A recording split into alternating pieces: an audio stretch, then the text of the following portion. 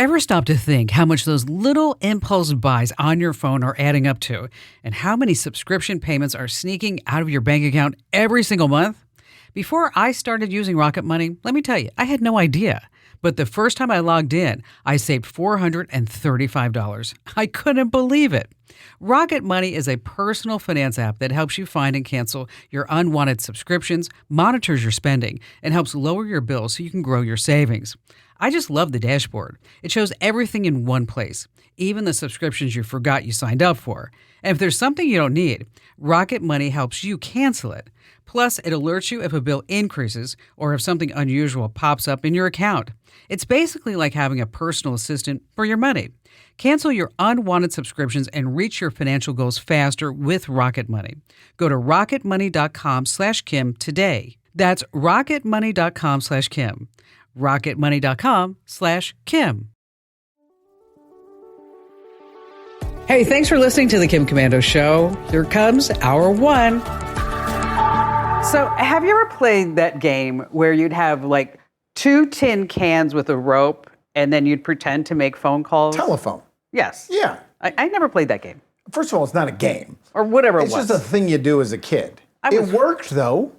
It did? It did. It actually worked. I thought it was dumb. Why? It's like I was far too intelligent as a child to play that game. But that's the thing. The dumb kids didn't understand how that was actually working. How you could get a voice from one can to another with just a string. From 2 soup cans, whatever it was.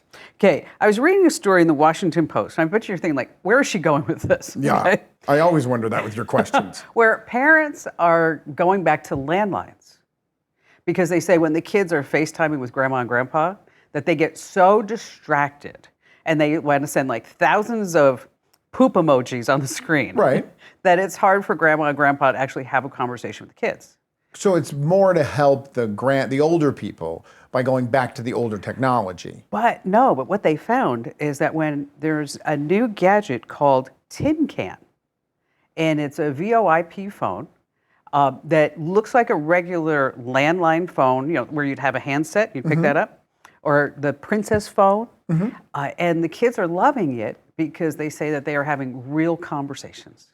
Because there's no video, there's no games. You can't minimize grandma and open up Roblox. Exactly. Makes sense. Next thing you know, the kids will be making mixtapes. Oh, we're right there. Taylor Swift is actually selling albums. Yes, we were talking about that. Literal albums. People are buying physical media again. I think the number is 1.5 million. I think it's more than that. I think she set the record, over 3.5 million. Oh, God. Talk about bad blood. Did you have that one written down? I didn't. I actually came up with that one all by myself. And on that happy note, welcome, ladies and gentlemen.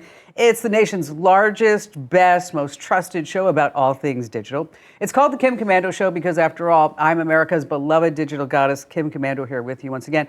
And my sole purpose in life is to make sure that you are always tech ahead, because otherwise you'll be left behind in the digital dust. And joining me, as always, is my co-host and also the co-host of the morning show in Phoenix, Arizona on KEZ-FM, Andrew Babinski. Hello, Kim. I had somebody ask me if you were Irish. Really? I was like, Babinski? Top of the morning to you, Kim. Babinski. Does that help? Yeah, I don't think so. No.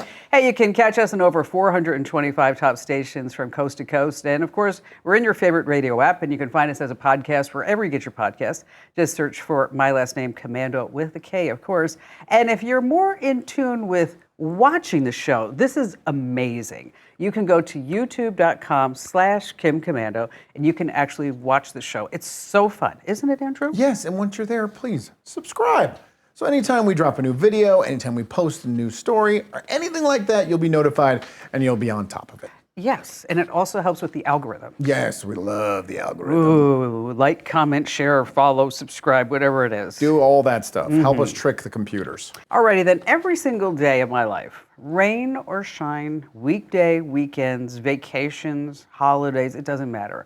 I make sure that I know exactly what's happening in the tech world so I can impart all this intellect and knowledge from my beautiful brain right to your small brain. I'm talking to you, Andrew. Me? Yes, okay. And here are some trends that you need to know about right now. Did you hear the news that they have arrested the arsonist? Which one? In the Palisades fire? I did not. Yeah. destroyed 6,800 homes. It killed 12 people. Wait a minute, I did hear about this. Did they find him because he asked ChatGPT for an image? Well, there's more to that. Okay. They couldn't have found him without digital clues. Of course, ChatGPT is part of that, but he was also an Uber driver. And so the ATF, the LA Police, the LA Fire Department, they claimed that the Pacific Palisades fire was started by a 29-year-old guy, Jonathan Rinderneck, and he lived near the neighborhood. And on the night of January 1st, Uber's records show that Rinderneck dropped off 2 passengers, okay? And then the passengers later came forward and said, this guy was so angry. He was agitated. And then after he dropped off the passengers, he drove up the hill to a hiking trail above the Pacific Palisades. And they say that he used a lighter where he started a brush fire. Okay. Then he realized what he did, but he was in the canyon, so he couldn't get a hold of anybody at 911. So he called, and then the fire just spread, and then he just said, okay. So once it started and became huge, he's like, I'm not going to tell anybody because they're going to put me in jail. Exactly. And so when they narrowed down it was this guy, and I was talking to Barry about this, how many cameras do you think they have around that whole area? But not in the canyon though, right? Well, yeah, but he was an Uber driver. He was being tracked everywhere that he went. Yeah, he was filming himself probably. Exactly. And so then the prosecutors turn on his ChatGPT, and they find images of a city in fire as thousands of people in poverty are trying to get past this gigantic gate with this big dollar sign on it. Did he do that? He asked for that image prior to starting the fire? Yeah, as it turns out, a lot of his ChatGPT, the guy's a pyromaniac. Okay. So digital records are pretty precise. Now, I saw this story and I went, did they just go ask ChatGPT? Does anybody ask questions about starting a fire? Did anybody ask ChatGPT, or they had to afterwards enough evidence to get into ChatGPT? I think they had enough evidence to get into him, of course. Moving on to number 2, Sora 2. Ugh. Oh my gosh. I don't like it. I mean, I love it, but I don't like it. This is OpenAI's new video generating app. It's, how would you describe it? Mind-blowing? And terrifying at the same exact time. Exactly. And it's really the first tool from any AI company that will let you create a video of this quality, Hollywood quality, 60 seconds long.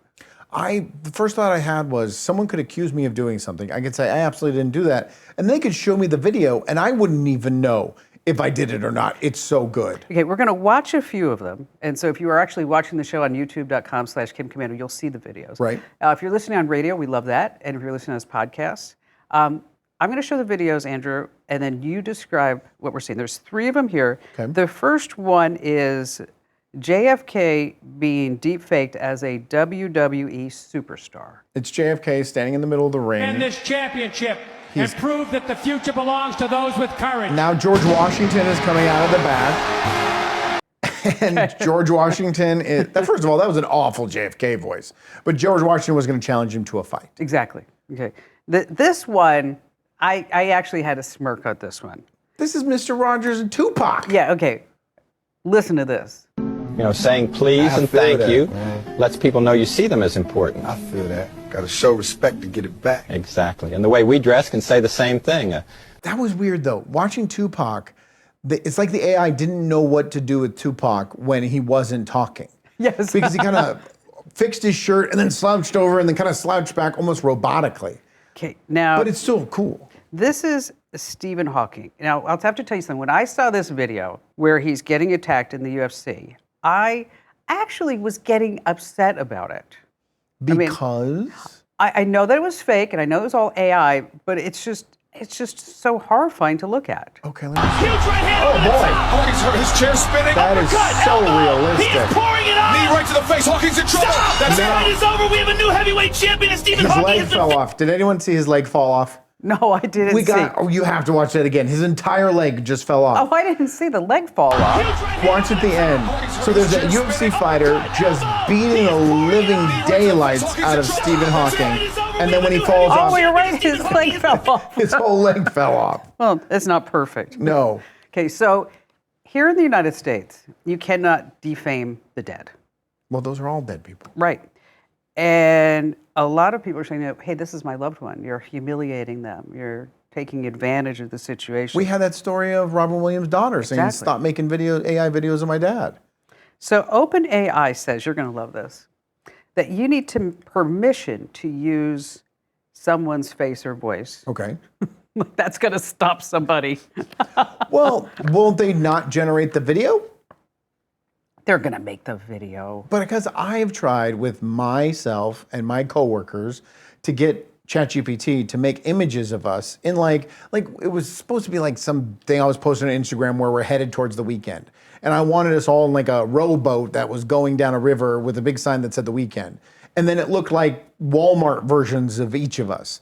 And when I asked why isn't it the exact people in the photos, it said because of copyright and because you don't have permission, you can't use those images. I think it depends what day of the week it is. Okay, that's fair. Because do you remember I used Bing and I said, give me 2 princes that are brothers. And it gave me Harry and William. But you did that all based on a prompt. I said, look at these photos and the people in these photos and put them in this situation. Maybe that was the difference.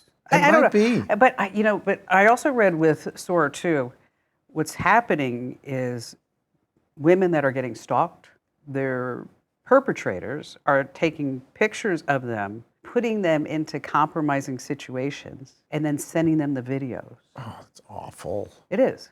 People are awful. Let's move on. We're going to change gears here. Let's say you're hunting for an apartment. You find a 2-bedroom listing for $3,000. You're like, wow, that's expensive. So expensive. But everywhere around the block, it's the same price. Because what was happening is that there were algorithms, and the algorithms were collecting data across different landlords. They're all the rents that the tenants are paying, the terms, the occupancy rates. And then it was more or less doing price fixing. Yeah, there was no competition. None. Well, guess what happened? The Justice Department stepped in and they said, this isn't right. And so the biggest landlord in the U.S. is Greystar, and 25 other property management companies. They have agreed to settle a class action lawsuit for $141 million. So 141 million, 138 million will go to lawyers. So if you were part of this, you might get $84. I don't even think you get that much. Just doesn't always work that way. But that's awful that they were doing, especially with housing. I mean, that's an essential need. Exactly. Finally, this. Do you fall asleep with the TV on or watching your iPad or anything? I listen to a British television show. Do you like it? I do. But you fall asleep? Every single time. Excellent. Starting in 2026, your stream will not double as a hearing test anymore because the state of California, now before you say, oh, this is just California. Well, this is just California. They passed SB 576. It's a new law that forces services like Netflix, Hulu, and YouTube to keep the commercial volumes in check. So ads have to match the audio level of whatever that you're watching. And then we know that broadcasters do this. I was just watching the baseball playoffs, and I was making dinner at the same time, and it was like, oh, and that's the third out, and we'll be right back. And then the commercial was 10 times louder than the game. And this is a sporting event. It's not like I was watching Painting with Bob Ross. They're actually selling those paintings. Oh, yeah, they are. Because they're saying... They said they're only going to go for like $50,000. I think it's going to go way more than that. I don't know. You going to get yourself a Bob Ross? Happy little trees. Happy little bush? Wait, let's come back to this story. It all started because one guy's baby kept waking up. Oh, yeah, that's right. He was trying to rock his baby and stream some at the same time. And so he had fixed the volume on the show so that it was, nice background noise for the baby. And then the commercial will come on and wake up the kid. So before you say, this is just California. Mm-hmm. This is just California. Because there's somebody sitting right there and, Kim, this has nothing to do with me. Right. Congress is working on a federal version of the law. But if you think about this, of course, the streaming services can control it by region. But once you control it by region, there's somebody who's going to say, you're discriminating against me. Exactly. Because I'm over here in Wyoming listening to loud commercials all day. I think this commercial is the most annoying one on all of television. Oh. The Cars for Kids commercial. 1-877 Oh, don't. K-A-R-S. Every time that's on, I change the channel. I just can't stand I'm it. sure one of the radio stations that this show is on is going to play that commercial right out of break. And we love them for that. I have a bad joke. Oh, I wouldn't expect anything less. Why doesn't Lily from all the AT&T commercials show any cleavage? I have no idea. Because AT&T has the best coverage. She's actually very attractive. Actually, they don't. Let's see. We got a lot of things jam-packed into this show. We're going to talk about geocaching. It has its 25th anniversary. How to use ChatGPT to help in emotional situations, and what's going on with changes in your passport. We have just the best callers ever here on the Kim Commando Show.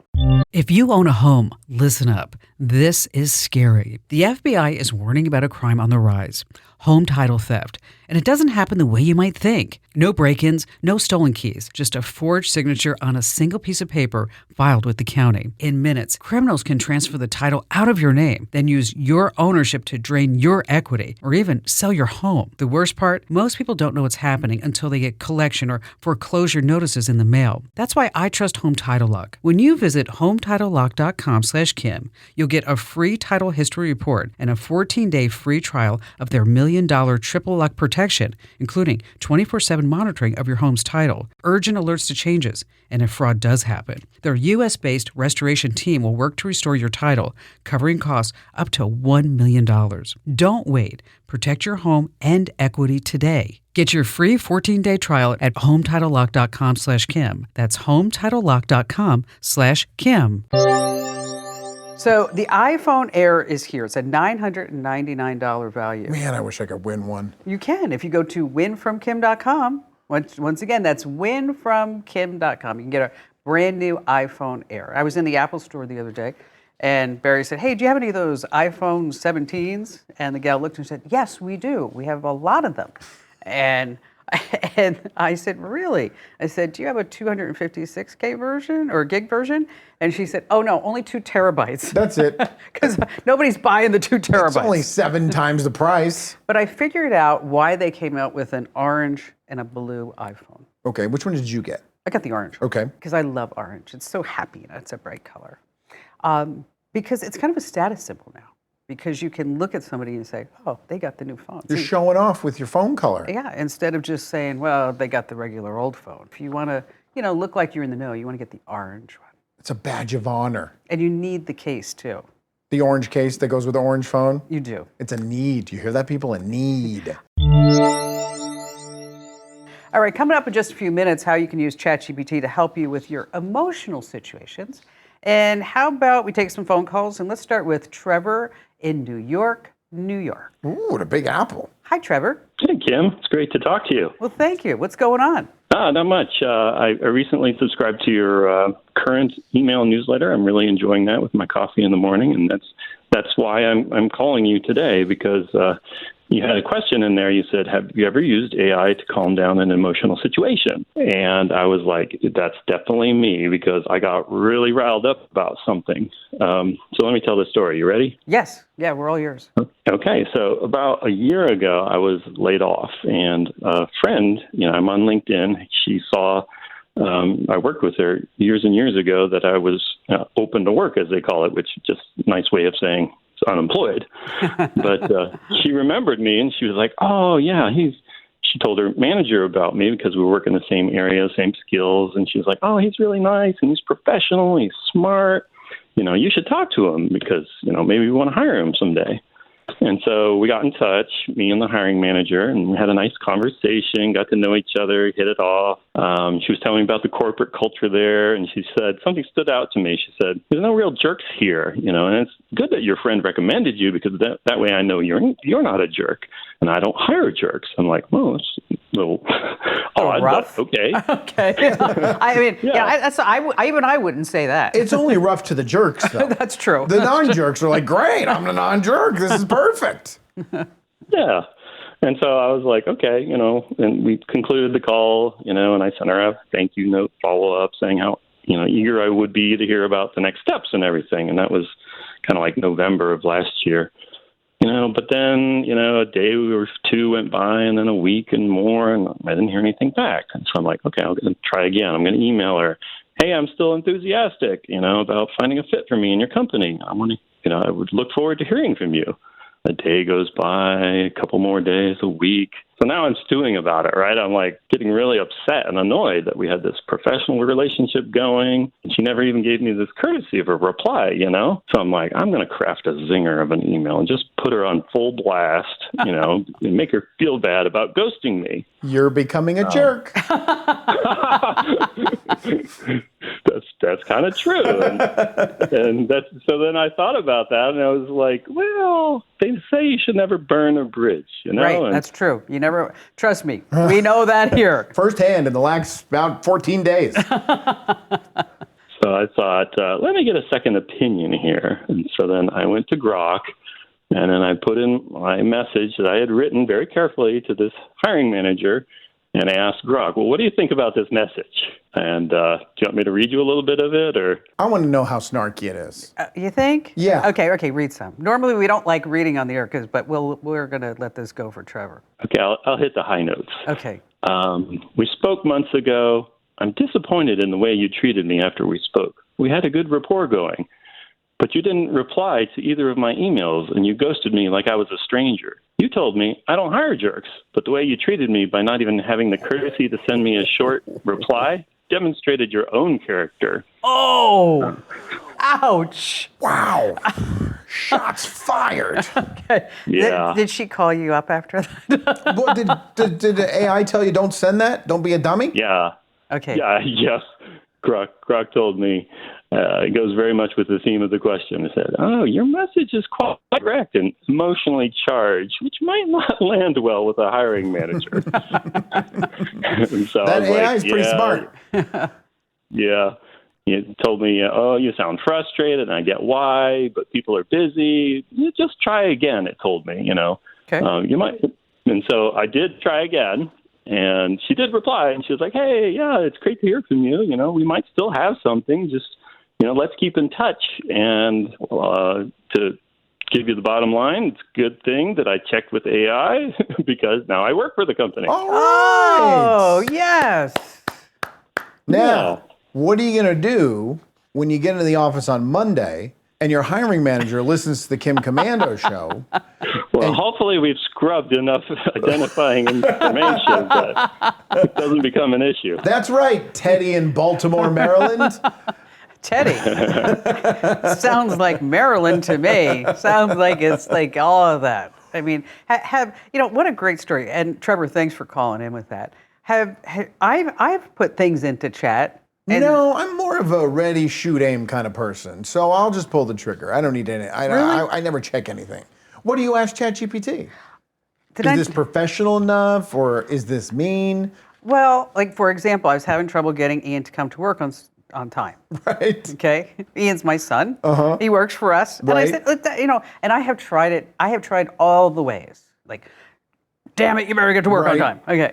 Which is normally my way. Or you're hurting your mother's heart by not being there for me. You're embarrassing me with the team. Sure. You can't show up at 10 o'clock. Do you think calling him out on a national radio show in front of the team is embarrassing him for the team? And I tried everything. She just glazes over that. And even up to including, like, if you don't get to work on time, you're going to have to go work for somebody else. I mean, Right. everything. So I'm sitting there thinking, okay, so it was like 9 o'clock. He's supposed to be here at 8. And so I'm sitting there. So he's an hour late at this point. Yes. And so I'm sitting there and I'm like ready to fire off that mom text. You know what I'm talking about. And you know me, I'm very delicate with words sometimes. Not at all. So I decided to put it into ChatGPT. I said, give me a nice text that I can send my son to make sure, to get him to work on time, this and this. Okay. So it crafts a nice text, love mom, all this other stuff, and I sent it to him. Like 60 seconds later, my phone rings. Mom, why did you use ChatGPT to make a text for me? You got busted. Yeah, because we share the same ChatGPT account. Because you're that cheap. I know, we are. What do you want me to say? All right, back to the phones we go. What do you think, Andrew? Yeah, let's do it. Debbie in Washington, D.C. Hi there, Debbie. Well, hi, Kim. It's so great to talk to you. I just started listening to your weekly radio show about 2 years ago and get your current newsletter, and I love it. Awesome. Thank you. See, Andrew, everybody loves the newsletter. I never said they didn't love the newsletter. No, you keep saying that only my family does. That's behind the scenes. We don't need to bring that on the air. This must be a cousin then. She's not really a cousin. She's a distant cousin. So what's going on, Debbie? Well, my question is, I got an email supposedly from the Facebook Consumer Privacy Settlement for my prepaid MasterCard. It looks really legit, but I would have to click to redeem my virtual card. Now, I did not click, just to let you know. And so you want to know if it's on the up and up? I was curious if it might be, yeah. This is really bizarre. Because automatically, Debbie, you can't see Andrew's face right now, but he's looking at me like she's getting scammed. You did. You're looking at me like she's getting scammed. She is getting scammed. Okay. This is actually legitimate. But you don't know if this one's legitimate. What? Yeah, if it came from private or Facebook user privacy settlement at Hawk Marketplace. Is that where it came from? Yes. Okay. And it's so bizarre that they would do it this way. Right. It's a $725 million settlement from Facebook. Did she say a $500 MasterCard?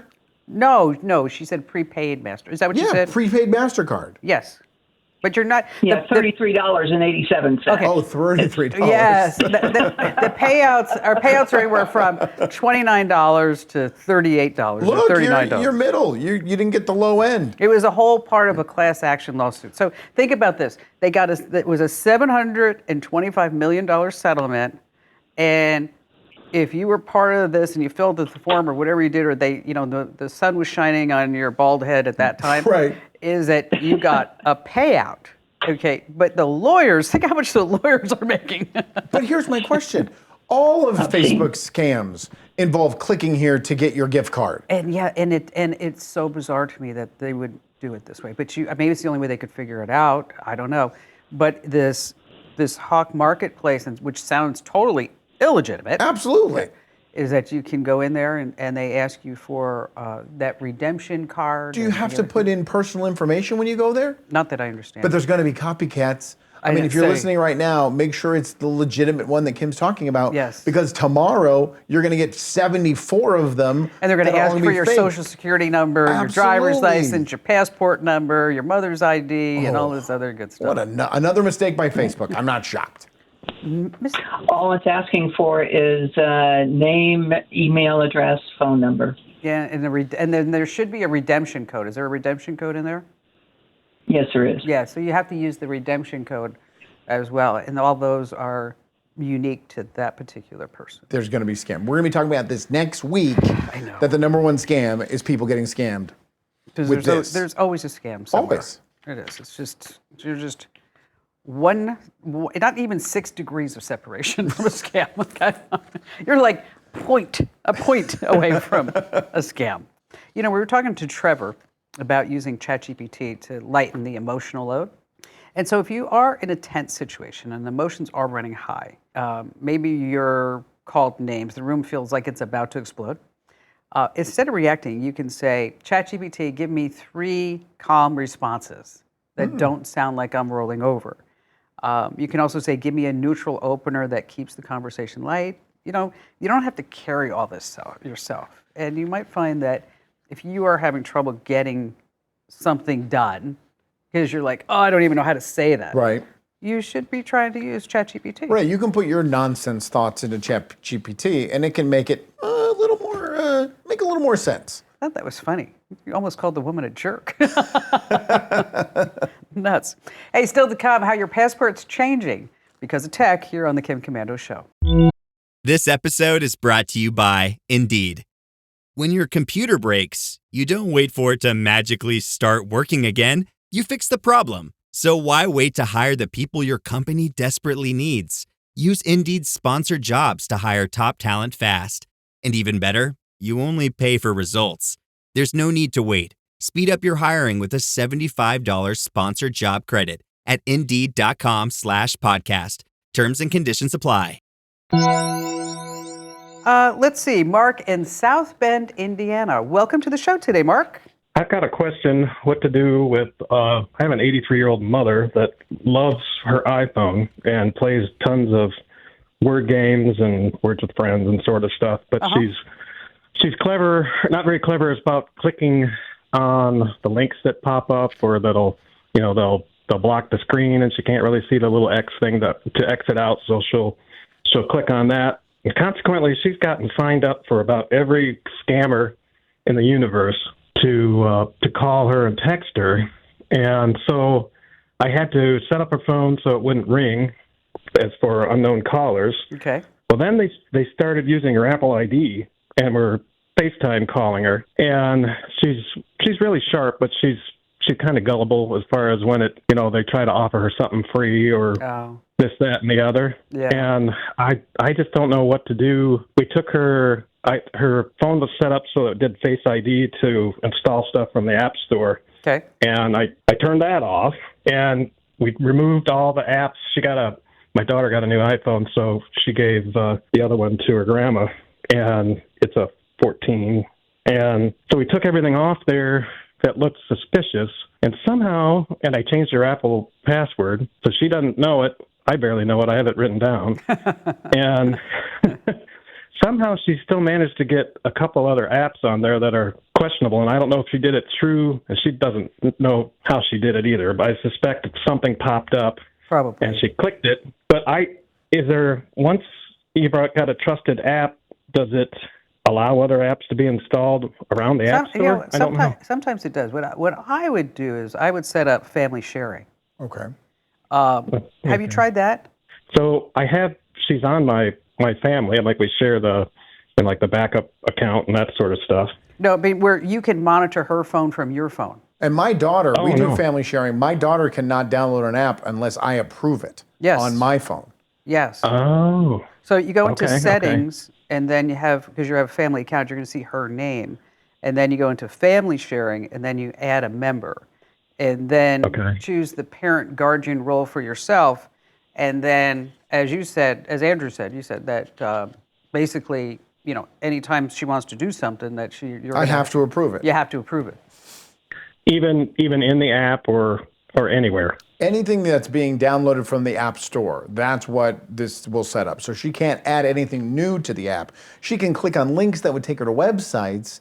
You don't need approval for that, but any new apps would have to be approved. Now, as far as with the games, generally if you are paying for games, then you don't have the pop-up ads that come within that app. So, and we did that. I think we got Words with Friends. A couple of them I did pay for, so that's not on there. But she's got another one, and I apologize, I don't know what it is. But I think that's the one that must be kind of scammy, that she was able to get another one on there. Also, what I think when I hear that is maybe she downloaded it a long time ago. Oh, yeah. And then you deleted it. But once it was downloaded and given permission before, it can be re-downloaded again. That's a good call. That's probably what happened there. Too. Another thing that you might want to do is make a little card and put this somewhere like where she sits, where she's normally on her phone. That would say never click a pop-up, never click an ad, never answer calls from people you don't know. Love, Mark. Okay, so maybe not a little card, maybe a huge billboard on the corner of Main and Central in downtown. But that family sharing is pretty darn good. Yeah, it works. It works. It really does work really well. Because my daughter tries to make so many purchases on Toca Boca that I deny. Now we're right back. We're going to talk about changes to your passport here on the Kim Komando Show. Running a business comes with a lot of what-ifs. But luckily, there's a simple answer to them. Shopify. It's the commerce platform behind millions of businesses, including Thrive Cosmetics and Momofuku. And it'll help you with everything you need. From website design and marketing to boosting sales and expanding operations, Shopify can get the job done and make your dream a reality. Turn those what-ifs into... Sign up for your $1 per month trial at shopify.com/special offer. Do you have a passport? Yeah, of course. Don't you love just looking at all the little stamps that you get from the various countries? I only have 3, so it doesn't take me that long. Where'd you go? Mexico, Canada, Belize. That's it? That's it. Oh, I have pages and pages and pages. We only have a minute. Okay, Can you starting please October get on with 12th, Europe's going to pull the plug on stamps. Aww. No more stamps, not even if you ask nicely, because the EU, they're not playing around. You're going to get scanned by a kiosk that wants your face, your fingerprints, and also your passport. They're going to save all that for 3 years. Hey, just a reminder, make sure that you enter to win that brand new iPhone over at winfromkim.com.